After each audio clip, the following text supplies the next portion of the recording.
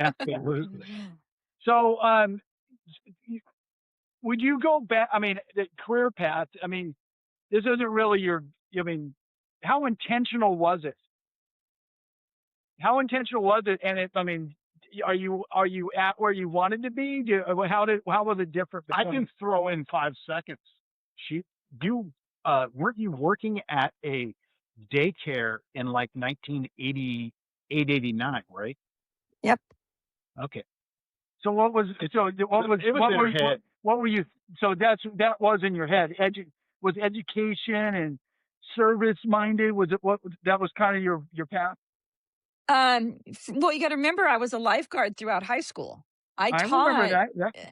so I taught swimming lessons I started like everybody else, like 15. I was working and I was teaching swimming lessons. So it became part of second nature to me to teach. Yeah. So I went and I worked at a preschool, and just progressed from them, became a supervisor, a manager and stuff. And then, and just went from there and try to get everything for my teaching credential. So Yeah. it was, it was something in my mind. Now I'd like to go back to school and be an attorney. That is what I would like to do. I Yeah. started to Absolutely. do that when I graduated high school. I was teaching to go to school to be a lawyer, and I went for a year, but I got married and that changed it. Yeah. Do you think that So, comes from your brother's an attorney, right? yeah, my brother's an attorney. Skip, does it Yep. come from being around him, or did you have more interest beforehand, do you think? I started before him. I started in it, the interest in it before him. So that's got to make you feel good, though, that he's taken that and he's made a good career, and Oh, you've been yeah. able to kind of And that's, enjoy some of yeah, those. I'm real proud of him and what he's done, and that he actually went into the field, and he's done real well. And um he has, grandfathered me in by when I was done with teaching in 2008, he had opened up his own private firm, and I Yeah. went to work for him there. And then, now he does just nothing but criminal law, and he did other Oh things yeah. before. And You took care of my one dad. of yeah, he did. One of the You're a fantastic criminal lawyer. That You needed a fantastic criminal lawyer. I literally kept him on retainer. Yeah. It saved me so much. Yeah. It was but one of the things I did for my brother, and I do every once in a while now, is I go to the jails and visit his clients. Ah. It's, Okay. That's oh cool. my gosh, you want to get some stories. It's, yeah. I would go in there and I'd go over their discovery, all the evidence that the courts have against them, and I would review that with them. Okay. And if they had questions that they wanted to talk to my brother about and stuff, they would talk with me, and then I would take it back, and I'd go back and forth between the jails and That's cool. the office. Yeah. And it allows you to be involved in the whole situation too. Yeah. That's Right. awesome. It's a fun thing, but it also, the clients are getting more one-on-one contact because there is a second person coming in and out. Not saying my brother doesn't go and visit the clients, because he does.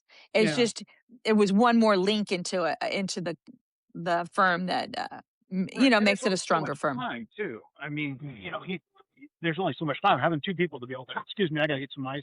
I'm out of Oh, ice. no problem. I like my whiskey cold. So, that's just a quick brief, just to tie a bow on parenting and that kind of stuff. I mean, you're obviously proud of your kids. They're moving along. You know, I mean, and specifically talking about the difference between how you were parented and how you approach parenting. That's a key point that I wanted to hit on, because it's been a running theme with all of us. It's like, you know, what did we take from our parents, and how did it stay the same, and how did it differ, and you know, that kind of story. Yeah, I could say that I was a disciplinarian. I did some of the stuff my parents did, but on the same sense, I did a few things different. I tried to be home as much as I could, Yeah. go to their sporting events, be real involved in stuff that my parents didn't have the opportunity to do. Yeah. You said opportunity. Um, That's very careful yeah, wording. they didn't, because my swim meets were after school. My mom was at work, you Yeah. know, so Yeah. she couldn't make it. It wasn't necessarily that she didn't want to; she just couldn't. Football games, she didn't want to be there with all the screaming kids when I did flags. Yeah. you Yeah. know and then I had a special needs brother. I mean, there was reasons that they didn't make to my events or my brother's events and stuff, Yeah. but I didn't have those same challenges that they did, so I Yeah. did go and was on the board for soccer and did all, got Yeah. into all that with them. Yeah. That's pretty uh common. I think back. Yeah. I don't think I felt it as well. I guess there was times when I felt it. Like I really was really proud of my work. What I was doing with soccer and football in high school, and then not having anybody show up for you. I yeah, think that there was a couple times I like where you feel it and you kind of wanted it, but then you just kind of wipe it out. Because I look up at the stands and no one's parents were around. I was right. done There was with. very few. There Yeah, was very it few. was common, and I think that's why it's a common experience. I can think back and you go, oh, but when comparing it to now, I can go. I remember going to see my son's practices, or I was even coaching or whatnot, and it was constantly parents all around. I was as much coaching the parents as I was the kids. It's so true, because that's how it was with my girls in soccer. I mean, there was always parents sitting there while we were doing practices, and then the sidelines were packed during the Yeah, games, and so it wasn't the same with us. But I think it yeah, was, again, they they were working. It wasn't you do your own thing type stuff, yeah, yeah. and it wasn't a bad thing. It was it's a lot of times it's they didn't have the opportunity to go. Yeah. Yeah, Um, I think that's a good way of wording it. They didn't get the opportunity, but because it's not like they could. Both my parents worked in L.A. Well, So like even if they got off at 5, they still had a 2-hour drive home, right? yeah. I mean, I know, Penny, you're still real close with your mom, right? Oh, I'm definitely close with my mom. And you always have been. And Yes. I know, I don't know if you watched our any of our other previous chats we've had with people, but I know James is still pretty close to his mom because she was out here and she got to stay with us, and that's about the most fun I've had in a long time. I forgot, You now forgot how but stylish she is. she's a shit talker, and I love his mom to death. Yeah, but that was something cool for me to be, as many nights as I spent over at his house, to be able to have his mom spend the night at my house as an adult was pretty cool. Yeah, full circle moment there. Yeah, but I know that you're still close with your family. My dad's been gone for years, Yeah. and I'm not as close with my mom, but I was never close with anybody. I was Yeah. never close. I'm still not close with anybody in my family. It's not that I don't like them. I love them all. It's just Well, we are reclusive. As much as you say I'm a outgoing person, I'm actually pretty reclusive myself. Like it wasn't until you actually, our connection is you send me, inappropriate reels all the time, absolute. right? And then him and I are like bantering back and forth, and we're laughing and doing that stuff. And then he comes out of the blue. He goes, because I had shared with him honestly a year, like I was living here and I shared with them, I go, the shit talk you make and all the grumbling you do about shit, we should do a podcast, of capturing you and I having these conversations. And he's, yeah, okay, and he poo-pooed it. And then it's like, a year later, you're sending me reels. He goes, James, take a look at this reel. He goes, yeah, people are telling me. I'm like, okay, let's go. And we just wrapped it up like that. Cause I'm like, all you need to say is let's go. And I'm like, I'm all over that. Now the thing is, though, Penny, is what he's talking about wasn't a year; it was like 3 years. But he wanted to videotape me, Yeah. being me, because I was unloading like a 3,000-pound machine by myself into my garage with Because you don't ask for help. no. I had bought myself a new I have wood. I have a woodworking shop, and I have a mill, and I have an automotive repair shop. So Yeah, I remember you talking about your mill before, about the woodworking shop and stuff. Yeah. yeah, my wife and I had 12 to 14 giant pines here on our property when we bought it, and we hated them because pines don't belong in Middle Tennessee. They belong in East Tennessee. But and I grew up with pines at my grandmother's house in Prescott, Arizona, and the pine needles are a freaking bitch. They kill everything underneath.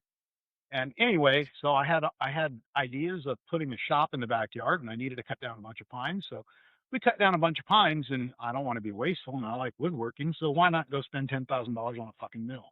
So I, Why I not? I started milling it, and then I realized how much I missed building furniture. So I started building furniture, and I've got some furniture that I've built here in the house and off of trees that I cut down. So Yeah. it's been pretty cool. And Yeah. then I've got the automotive shop in the back that is just killing me. Why is it killing you? I need air conditioning. I Oh, wired it. I did everything myself. I mean, it's 30 by 40 with 16-foot high ceilings, and I let them do the outside of the building and the concrete, and then I did everything else. I wired it, and I literally milled the lumber that makes up the walls, and Yeah. insulated it. It's a lot. I have a full-time job too. So Yeah. I have to keep myself busy. If I don't keep myself busy, I will end up in jail. So Yeah. I stay. Yeah. So what do you wish you knew more about as a parent, like before you became a parent? What do you wish you knew earlier that you feel would have helped you with the parenting? to put bars on the windows. Yep, two young girls. Two young girls, yeah. The Yep. sneaking out. Yep. Yep. We had a wood fence on the side of the house, and stupid me, I changed it into a block wall to make it more secure, which made it easier to climb out the window and go down the wall, down the wall. That's funny. Oh, that's funny. So So now, yeah. so obviously putting bars in the windows, yeah, that'd be one solution. Locking your Um daughter out. for my daughters. But being a parent, I think maybe being a little softer, being a little more understanding. I'm doing it different Less this time. authoritarian. Yeah. Yeah, because I've done it different this time with Liam. I've let Eric be more of a lead, and he's softer than I am in Mm-hmm. regards to how things go. And I see that it works, but that's not what I knew. Yeah. Yeah. I'm not saying I was a tyrant with my kids and stuff like that, but I think Well, I would have been a little more lenient in certain things and not been so I think strict. we were all probably a little gentler than our parents were. I Oh mean, yeah, oh yeah. yeah, yeah. But So, I think I wouldn't have been. yeah, I think it's a strict part. I think it's a strict part. I was real strict, which I think made them run off more. yeah, yeah. The more you want something to not happen, the more likely. It happens. Yeah, yeah. I'm proud of myself in that regard because I mean, not so much with my first kid because I was still learning, but I actually had the change because I somewhere with between my first kid and my last kid. My first kid, I didn't do a lot. I didn't transition well from because when you have them young, everything's like I remember all my conversations before I had my kids were face to face. Hmm. As soon as I had my first kid, I know everybody that I spoke to was speaking to the back of my head or the side of my head because I was just laser focused on where my kid was. And you get into that protective mode and I'm guiding everything and I'm wanting everything to go a certain way. You're wanting to protect them. And I never effectively transitioned. I can explain it now because I went through the psychology courses and all that stuff. And they say that, and moms have a very particular difficult issue with this because they don't transition out of being mom early enough, right? No. And I didn't transition from being dad early enough where I was guiding and telling him and giving them advice. And so my first child, I think, rebelled more than my other ones did, who I spent more time talking with. And and asking probing questions. Well, why do you want to do that? What do you think will happen if that happens, right? If you make that choice? I'm not saying where to go, but if you do this or you do this, these are possibly the consequences. And I transitioned to helping them think through stuff more rather than telling them what I thought they should be doing, right? And here's what to think, if that makes sense. I think that No, was it a makes transition. sense. It makes sense what you're saying, and I don't know if I did that so much. I did talk to my girls. I mean, Yeah, we had an open conversation link to where they could talk to me. And I yeah, mean, I used high school as, in one decision that I made, because I didn't drink in high school. I was yeah, the designated driver yeah, for everybody. So I'd go to the parties and stuff. I just didn't drink and tried to put as many people in my little car as I could to take them home. But I yeah, used to get in trouble for that because I wouldn't get home on time for curfew. So I'd have to yeah, fix so I'd have to make it up. Well, I told my girls, I'm not stupid. You're going to go to parties. Because number one, I didn't tell my parents I went to the parties. yeah, You got to remember, my dad was a cop. So yeah. Oh, I so remember. yeah, you remember. But so I had real weird rules that I was supposed to follow, but I went to the parties anyway. But I told my girls, go to a party, that whatever, you're going to do it.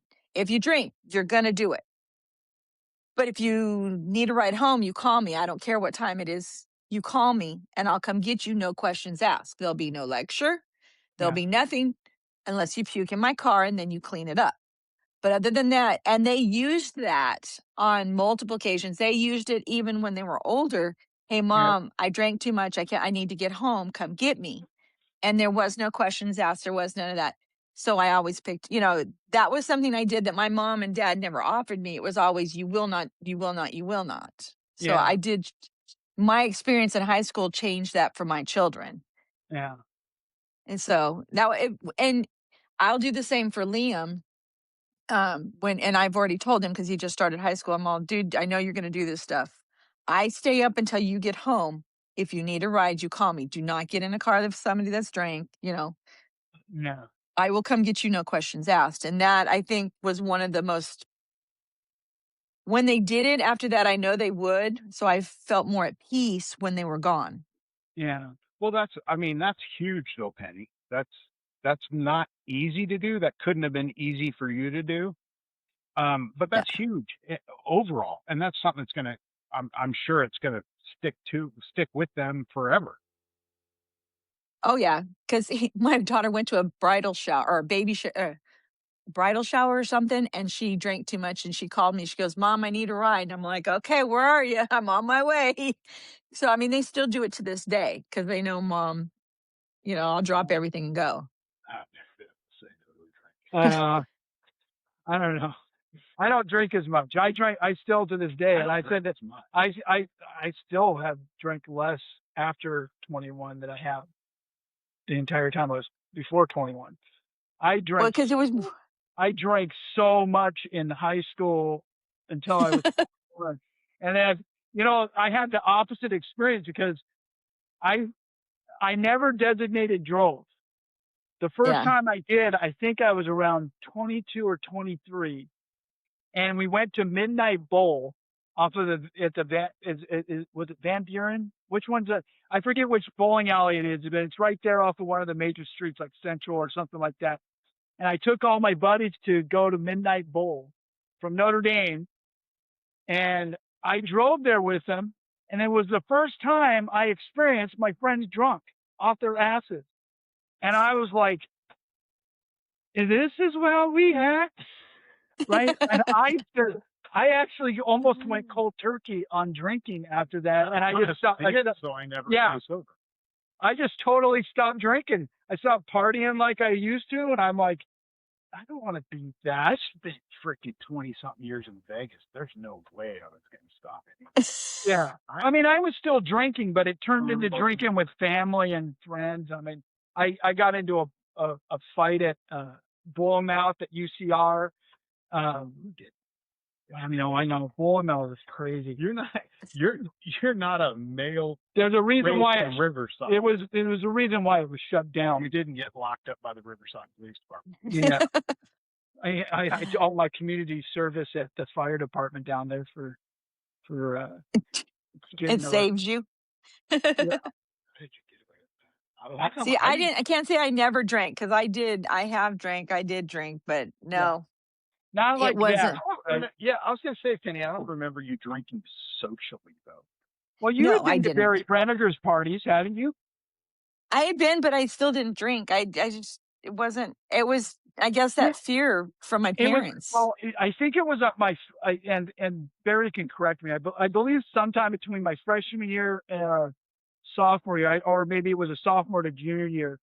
Um, we just remember going to a. I remember going to a party with my buddy, and we looked at what was being done at the party, and there was like the party tricks, right? You put people's hands in warm water, and you're shaving cream, and people's eyebrows getting cut off, and See, we were doing that with Lance.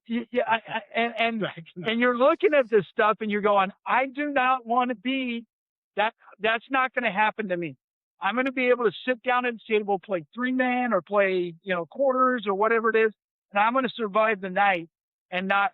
And so him and I went down to the Salton Sea, Too much of a thinker. and we bought as much alcohol as we could, and we were pounding and pounding over that summer. We came back, and we could go to a party, and I could literally drink close to a case of beer, and I was still just in a zone without getting sick, without just be, and we'd be up all night and just had that tolerance. And I mean, we survived. There was very few times, other than the time I drank half a bottle of tequila, and I just guzzled some tequila. And I think Allen probably can tell you that story, because I showed up at a party, and they were changing the remote on the TV or something, and as I was pointing at it, it messed me up, and I don't remember a lot of that, but it was people were making fun of me for quite a while. But that was I think That was for other things. that was for other things, yeah. No, but that's the worst I ever got drunk. But and then after that, I get into my 20s, and I just stopped.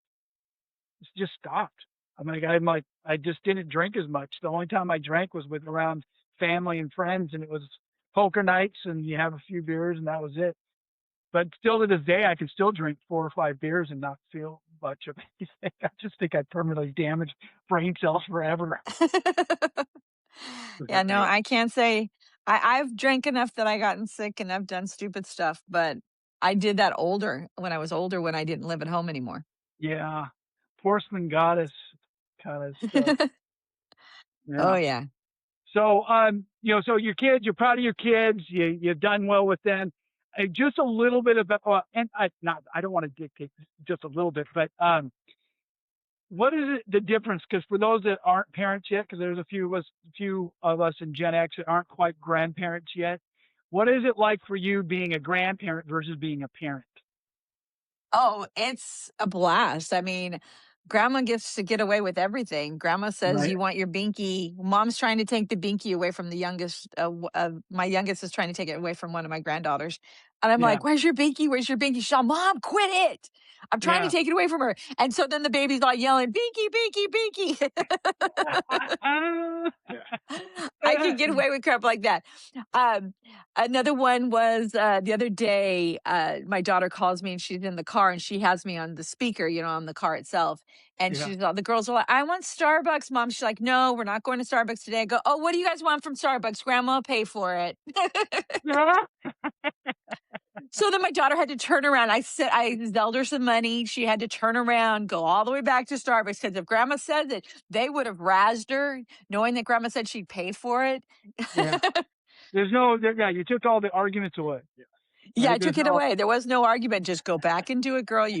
And my son-in-law, because I sell to him, he called her and goes, "Why did your mom just sell me some money?" And she's like, "Because she told the girls they could have Starbucks."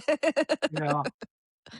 But yeah, it's things like that. But it's also fun to see the mini kids, seeing Yeah. my children in these little ones. Yeah. And Exactly. also gaining more children. I gained 2 sons, 2 more Yeah. sons by getting son-in-laws. Yeah. Yeah. And I'm really close to one of them. The other one I'm close to as well, but one of them more than the other. Yeah. Yeah.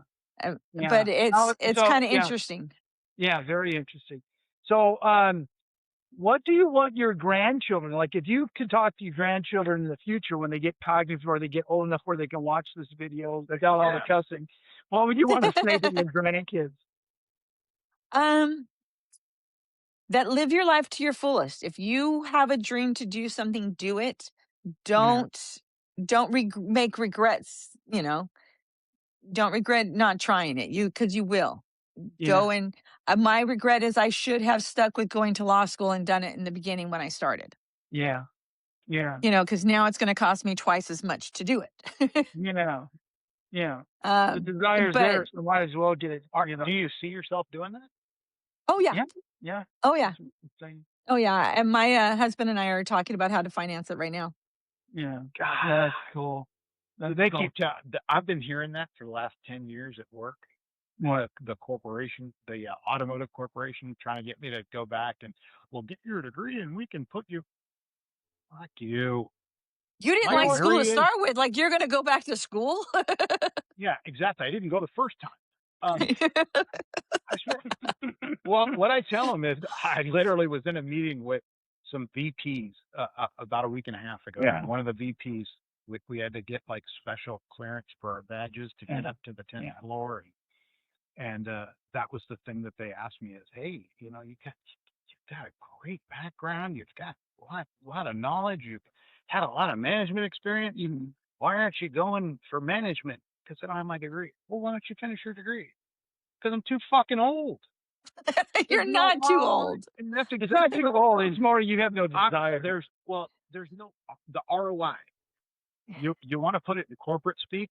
Yeah. I am not right now. I make a very comfortable living, and if I got my degree, and that's exactly what I told them, you couldn't pay me to stay here because I'm gonna need way more than I'm already making, and If they Or, paid you know- for it, that would be one thing. they'll pay me back for it. You know what? No. You know the good thing about college? The girls. Well, you can go for that. He said, No, I get it. I get it. Some of the, but see, and the other thing for me is like some of the dumbest people I know have their degrees. And some of the, just because you have a degree does not mean you have some lick of sense. I am, and I've been working in the university system since 2008. I started at California Baptist University. And what I found was, because I didn't have a degree at the time, when I started there, no degree, no nothing. It was only based on that I had the skill set in education and technology. And they brought me in. It was a unique opportunity. And when I entered that field, it was like I was saying common sense things, like in my mind. Like if I sat around with a group of guys from Rubidoux that had worked on engines or did this, or all the blue collar guys I know, and I would say, well, I'm going to do X, Y, and Z. They're like, yeah, that's the fucking only way you do it. What do you do? It's the exact same solution they would come up with. And it just made common sense. And it was like I was reinventing the wheel to some of these people that had these degrees. And I would be brought into CEOs and to these people that had their college, the president. I'm explaining this stuff and they're going, oh, wow, yeah. And they're all amazed. And I'm like, what the hell? How is it that these are not like, there's a mixture that's good, but the world's not ready for it. I have a young lady that I've been training for the last year and a half, who she has her degree. Yeah. But she also kind of grew up working in dealerships, working in service department dealerships. So she has both, but they're not ready for that. The corporate world is not ready for, hey, yes, I have my degree, but I also have the experience over here that you've never had. And that's amazing is I work in a major auto manufacturer, and the amount of people in the building, I'll bet you less than 1% have ever worked for a dealership. And how can you know your customers and what your customers need, what happens in a regular customer experience? You're wanting to sell new cars and you're bitching, and that's all we hear about is how we're not selling cars and how we need to do this differently. No, we need to shut the fuck up and learn how it's actually done and what people want, but they're afraid to hear that. And I think it's that way everywhere. That we just don't have enough people that have actually been in the industry that they're looking at and have the degree that helps them. I mean, yeah, I didn't learn the. I'm a freaking administrator. Yeah, but in a computer system. there's nothing in this is my there's nothing in college that I learned that I couldn't just get out of a book from reading it.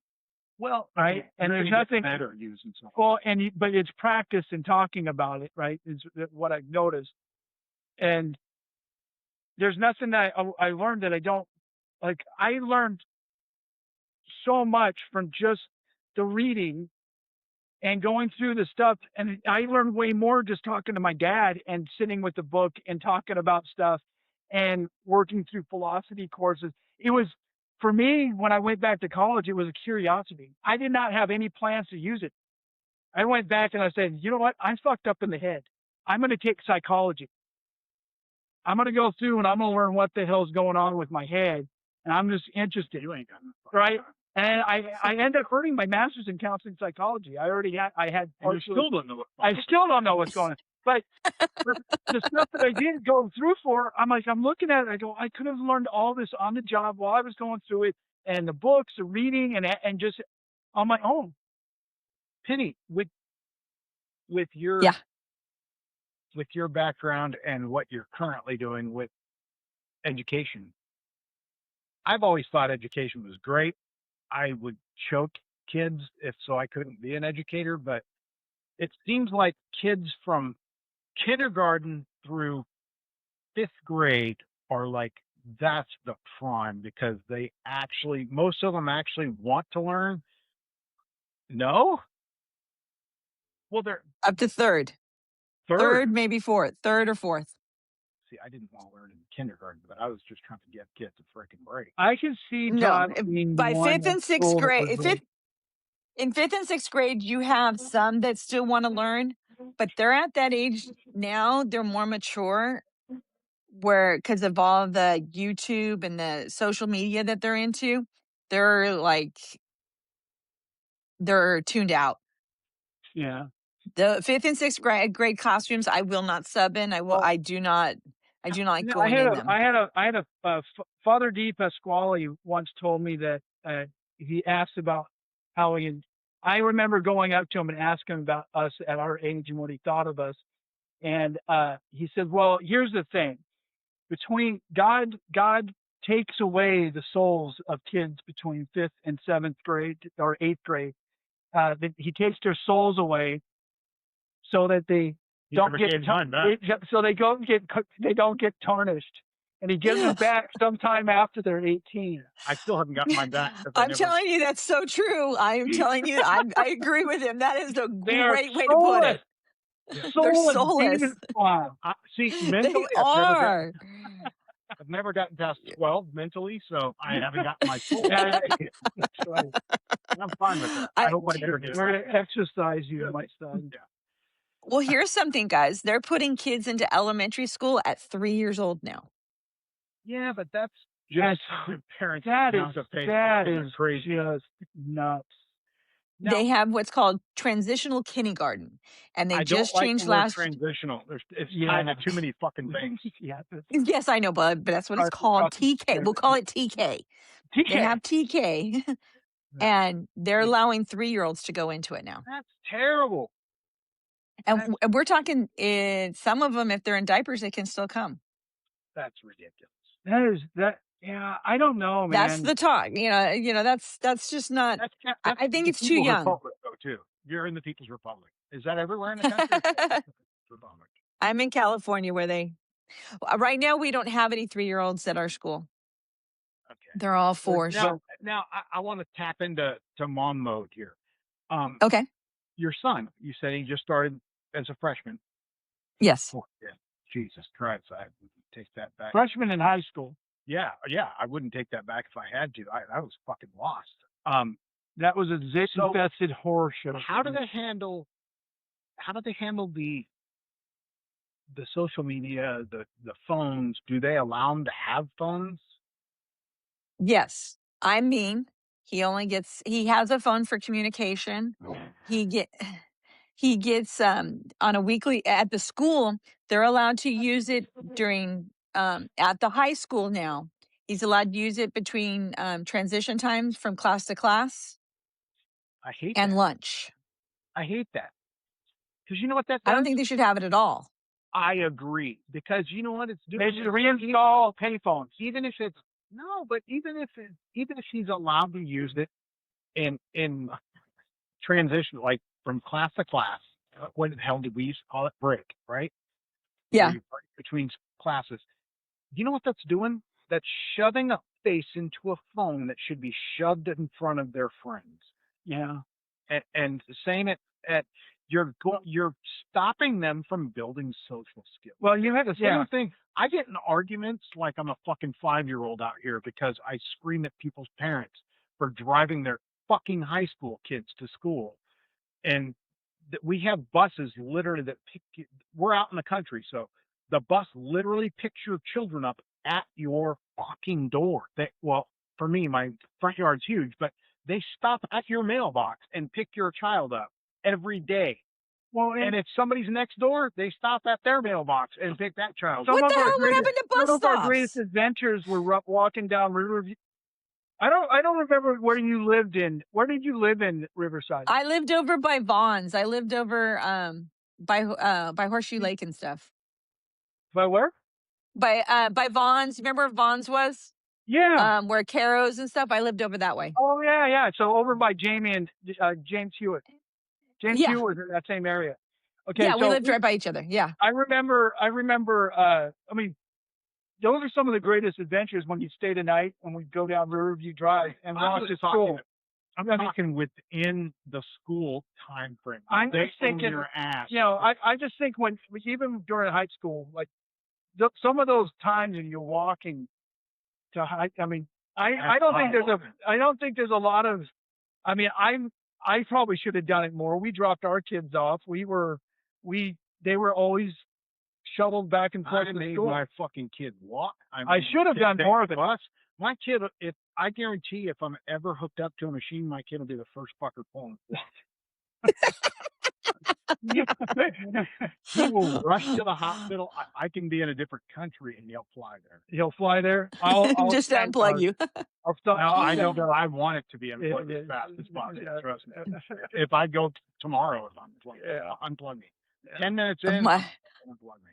Yeah. My oldest daughter's an RN, so she'd be there. She has no brain activity. She's gone. Well, see, that's the argument, though. There's the argument whether I ever had brain activity. You know, Finny, with my little brother, his oldest daughter, Emily, is she just graduated medical school.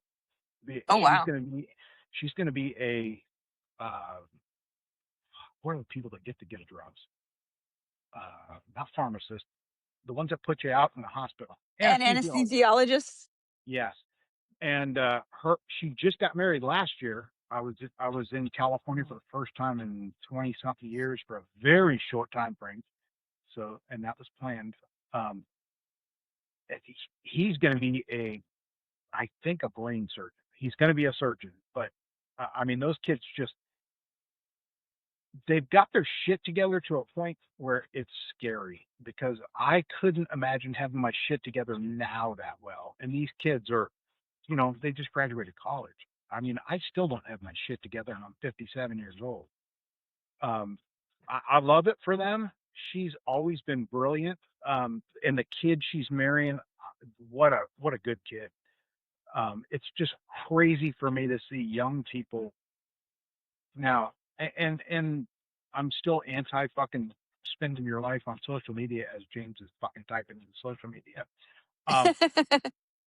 But it's obviously helping because there's some smart kids out there coming out there. And my son fucked up with he was too smart for his own good, and I kept him in Vegas too long. And Vegas is like, you know, Vegas in the 90s was early 90s and the late 90s was like California was when we were there, where they just wanted to, you know, they were growing so fast they wanted to shove everybody through. Mm-hmm. And my son should have been pushed a few grades ahead so he'd get bored. And yeah, it didn't. I moved him out here his senior year, and he was like ready to kill me, of course, because I moved him out here his senior year. But it opened something up in him where it challenged him, and they were, these small schools challenge you. There's not 3,000 kids in one classroom trying to get the attention of one adult. So, Yeah. I think there's got to be a good medium somewhere. I mean, somewhere from the Little House on the Prairie days to now. There's got to be a better way. I agree with you. Liam does during the week he has an hour of electronics time a day. On the weekends, from whatever time he gets up till noon. I love that you guys are doing that. That is awesome. His brain needs to be somewhere else. It needs to be outside riding that damn bike. It needs to be building something, something electronic, doing some STEM work of some sort. I think that's why my kids grew up the way they. I mean, I look at my kids and I see a lot of Gen X in them. If not, my oldest is 30, 31 now, and I run the two spans. I have two millennials, I believe, and one Gen Z, right? And my Gen Z daughter is probably the most conservative of the whole group, right? She's scary. Reminds me of your sisters. Yeah, in looks and she's mannerisms, and she's got that. I was fortunate. I don't know how it occurred, but I didn't like the stuff I hear about millennials and Gen Z. I don't see in my own kids, and it wasn't anything. We did a little bit of the helicopter parenting, but there was also something that I did that I think was good. Is that, and it's because they grew up around Julie's kids and they grew up around their cousins. They spent time outside. They spent time out doing things and screwing around and cutting fingers, and we shot them with airsoft gut pellets, and I wrestled with them, and I didn't treat them gently. So even though they had aspects of that where the millennial, entitlement kind of came in a little bit, but they just didn't know who they were in their early, as they were transitioning out of high school. But and I think there's a little bit of delay, but I was fortunate in that. So I don't think a generation can be tied to a specific. Oh, definitely. I think that they just run a gamut across that board. Penny, I'm sorry if the shading. My house faces east, so it's. Oh no, you're fine. You're fine here, and this is our little pop-out window in the kitchen. So in the backyard. Oh, you're fine. You're fine. It's shaded out with two fucking FBI informants. But when we're closer you're fine. You're fine. In the Muppets balcony. Yeah. So on the night of October. Well, here's let me tell you something funny. My girls, I always gave in and we listened to their music in the car. Yeah. I didn't do that with Liam. He listens to the 80s music with me. So when he goes to bed at night, he turns on K-Earth and listens to 80s music and K-Earth. K-Earth.